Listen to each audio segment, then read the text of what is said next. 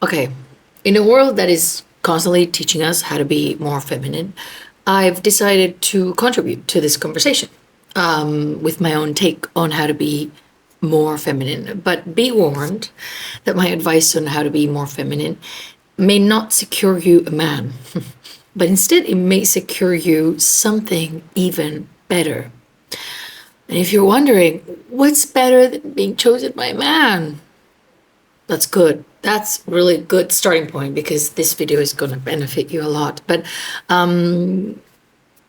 there is something far superior to be chosen by a man, and that is to become a woman who chooses herself, lives life in her own terms, doesn't fall for fairy tales, and reaches or lives in alignment with a life that is sort of bringing her closely and closer to her own potential, to her own self-actualization.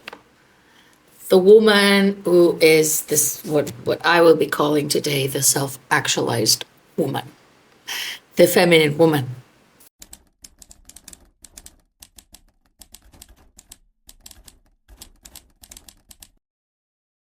First of all, let's kind of agree on what we think, what I think, of course, because this is what I'm making here. What do I think is a woman's full potential? Because if we are to sort of look around how to be more feminine, if we search it on YouTube, especially, or anywhere really, we're going to be seeing how to be essentially a watered down, submissive version of ourselves. But it's going to be disguised as this type of surrendering.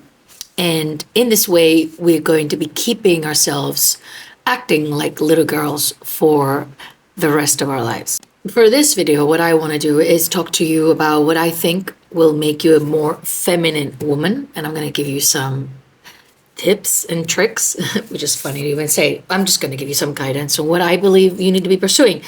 Not so that you get a man, let's be very clear. And it's more so that you do not continue to spend the rest of your life trying to appease to a man. And so what we will be exploring is how the genuine feminine identity, and what my thesis is that the genuine femininity is not to be found through patriarchal rules and standards, because all those are male-centered narratives, and they are the tastes of men that ultimately have us complying with the weakest and becoming the weakest and most vulnerable expression of our nature, so that they can step in as protectors who will own and control us, right? Before we start, I want to sort of give you a bit of an idea, like give you some space to think about something. If I was to ask you, envision the most feminine woman that you can, right? Take your time. When I say, think of a feminine woman. Now, I'm not in your head. Obviously, I don't know what you're thinking, but I feel like the first impression for a lot of us as we think, who is the very feminine woman? The first image we have is somebody really beautiful, someone very small in size and very sort of with like tiny characteristics. She's very ethereal. She has a soft voice. She probably has a lot of children and is always like smiling and super soft with them, right? She's birthing one after the other, living in her magical home, baking bread, wearing this beautiful gown, probably a white, beautiful dress as she's cooking meals from scratch. And this woman, of course, has a man who she loves and is devoted to, who provides for her. And she's probably have never been with another man because she waited for the one God intended for her. She's like a child, a little girl in a body of a woman, or actually, and also simultaneously, she is a woman in the body of a child. Very innocent, very pure, very easy to be around. Now, obviously, maybe that's not what you thought when I said feminine, but I'm just sort of like putting into words what we were kind of taught to think femininity and womanhood is. The perfect image of that woman. It has been presented to us since a very, very young age. And I believe that this representation of femininity that we carry, unconsciously or consciously, even, like if we're thinking about it, she's more of a fantasy woman. She's the perfect woman, a woman who everybody falls in love with, but nobody knows. Nobody really knows her because she's not real. She's a construct. She's a something behind a cast of a woman. She's a foot that is fitting perfectly in a Cinderella shoe, one that most of us have had to learn how to fit in. Our representation of the feminine is a representation of what is appealing to the male gaze and what is validating the male fragile ego.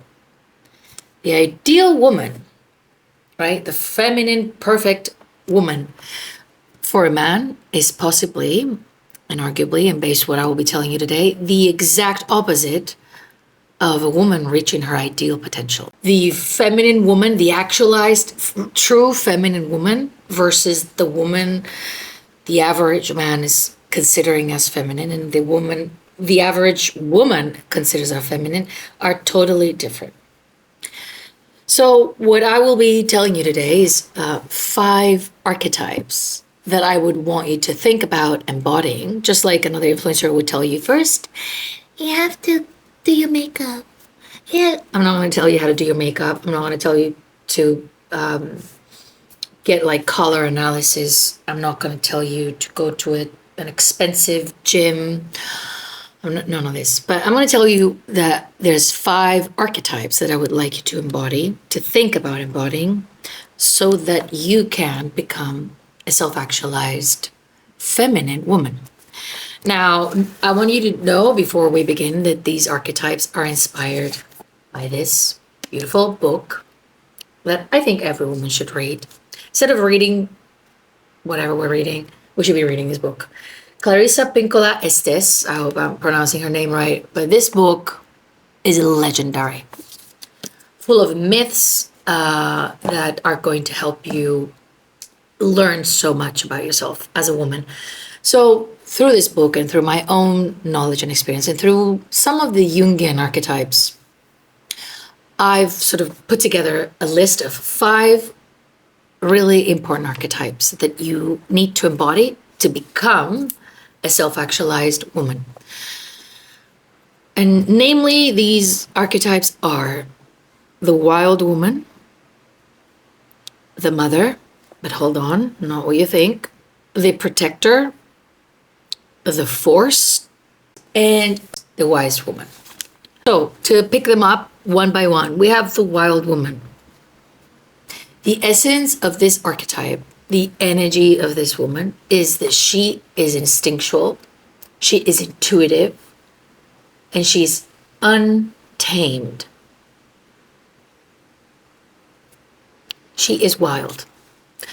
So the wild woman is raw, and she cannot be suppressed. Also, she's opposed to being domesticated. I want you to start thinking your own ideas. You can take some notes and see what comes up for you, but these are the ideas, right? The second archetype of this actualized woman, this feminine woman, is the mother. But when I say mother, I don't just mean the one that gives life. I mean the one that holds the power to end cycles, to bring endings, to give rebirths to things, to ideas, to herself. She's not a nurturer, but she's somebody who is able to destroy and build again.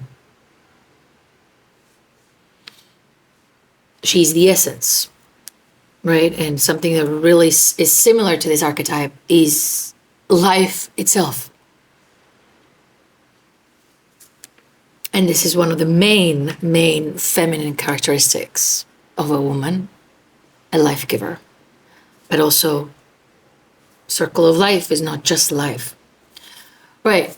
The other type of the archetype that we want to talk about is the protector. She's The archetype of protection is the one that holds boundaries and that can navigate through her rage and embody it in such a way that she is just naturally a protector. A protector of self, a protector of others, a protector, a natural protector. And I know that we've been told that men are the protectors, but men are only protecting us from the violence they started against us. So are they really protecting us? And they're only protecting us when they own us. So are they really protecting us? So this protector also has a really strong power, which is knowing who her predator is and how to defeat and protect herself from such predator. And it's not by hiding or fawning or pretending to be smaller. The fourth archetype is the force. The force, the woman that is a force, the archetype of the woman that is a force, she's the woman that creates artists. She's an artist, right? She's a dreamer. She has a life energy in the sense of she has the life energy transmuted into something, and it's usually into art. Basically, it's putting the life energy that we hold and who we are into creativity. Not only in terms of how beautiful we want to look or how much of homemaking sort of, or our homemaking skills altogether, but really we're writing, we're singing, we're creating art that stays. This woman can really bring back others from death from just creating art. This is how powerful this archetype is. That what she creates is enough to move unmovable forces because she is a bigger force than all of them. And then lastly, we have the archetype of the wise woman, who is kind of the woman that initiates other women to womanhood. So she's the archetype that helps other women transform. She creates rites of passage. She has deep knowing. It's the woman that has accumulated wisdom and is passing it on to other women. And she tests these other women and demands of them to be brave and to be honest with themselves. So she's not just like an enabler or like, oh, come on. She is, she's the type of wise woman that if you were to meet her, you wouldn't feel like she's as soft as she appears to be. Like she's very soft in many ways, but she doesn't show that to you. She's really helping you toughen up and guides you with honesty and integrity and shares the true wisdom that she has. And in that woman, sadly, what I see portrayed a lot on social media are women who are married and they know firsthand what's going on, the sacrifices they've had to make, the self-abandonment, all of the things, but they pretend that none of that is happening. This is the woman that is lying to herself, but is also lying to you, luring you into following her footsteps. And I think this is the worst type of archetype not to follow as women, because we are bringing other women into the same suffering that we went through. In a way, the wise woman, if she doesn't show up in us, if we don't turn into a wise woman that speaks the truth to other women and helps them, then we are inevitably, as we are sort of groomed into patriarchal values, we are going to be passing on internalized misogyny to the women after us, and we will be the most faithful carriers of patriarchy. Because a woman who hasn't gotten in touch with her true wisdom and isn't speaking the truth about her experience is the woman that is driving women down the same path that she has been on to. This is the typical, if you think about grandmothers, that you see them as wise and they know all these things, but they can't tell you, honey, don't get married, or don't do that, or that. Like they want to put you on the path. They have to put you on the path. They're loyal to their conditioning, right? Because they may seem wise, and they are, but they're not in touch with the wisdom that also says, speak the truth. So the wise woman is really a truth teller. So as I explain these archetypes, what I suggest that you do is go back, and I'll repeat some stuff for you as well, and think, how can I embody these traits that are really going to expand the way that I experience myself as a woman? And notice that none of them has to do anything with men or how you look. They all have to do with your inner expansion, your inner growth, and also how you let that transmute and let that sort of expand into everything that you're doing, and how everybody else will inevitably benefit from that. But that's not how you're doing it, right? Or why you're doing it. So to embody your true feminine, you have to be fearless. You have to be unapologetic. You have to stand in your power. You have to create boldly. And you have to protect what really matters. And sadly, for many of us, what really matters isn't what really matters. Because it is unfortunate that through the whole conditioning that we went through, many women even choose their partners over their own children. We don't even protect our own children from the partners that we choose, because we become enablers of these men so much that we don't even protect what is important, which is the children of this world, the younger generations. Truly need our protection and guidance, but not just from the bad guys, but also from how we are around them, right? Like if we choose the bad guys and put them in their lives, we're not protecting them, are we? But anyway, that's another conversation. But if you truly want to embody your feminine nature, you have to start thinking in terms of depth and no longer in terms of shallowness. Because the feminine woman that you've been portrayed is as shallow as she can get. She has to act childlike. She has to look childlike, but also really sexy at the same time. And the fact that we're putting these together is very problematic, but it is what it is. And then to act like she's dumbing it down, like, oh, my man pays all my bills. I don't even know how to pay bills. And we think that's a good thing, not to know how to pay bills.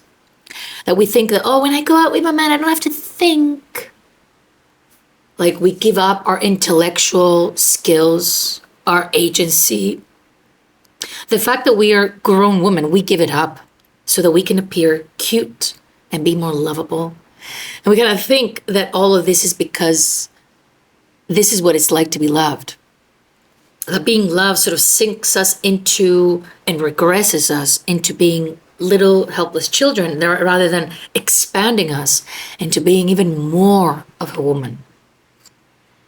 Because true love and love, if it's experienced in a way that is empowering, is not going to ask of you to act like a little girl.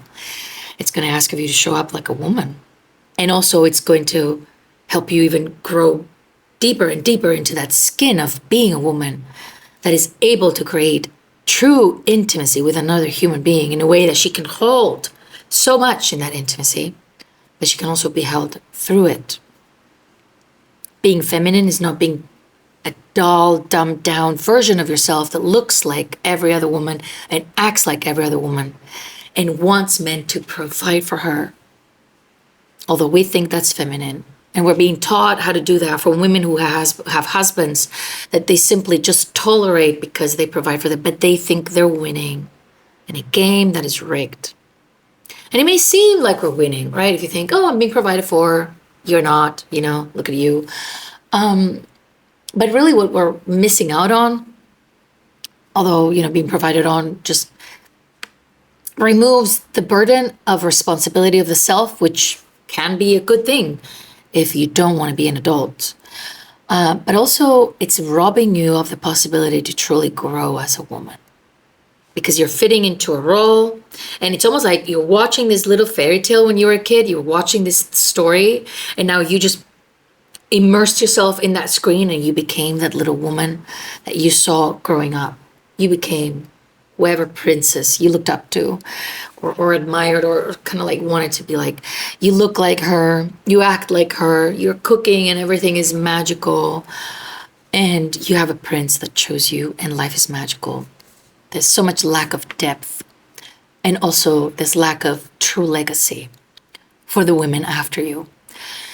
Because if more women before us spoke about the truth of what it's like to be a woman, so many more of us would have been more awakened sooner and sooner.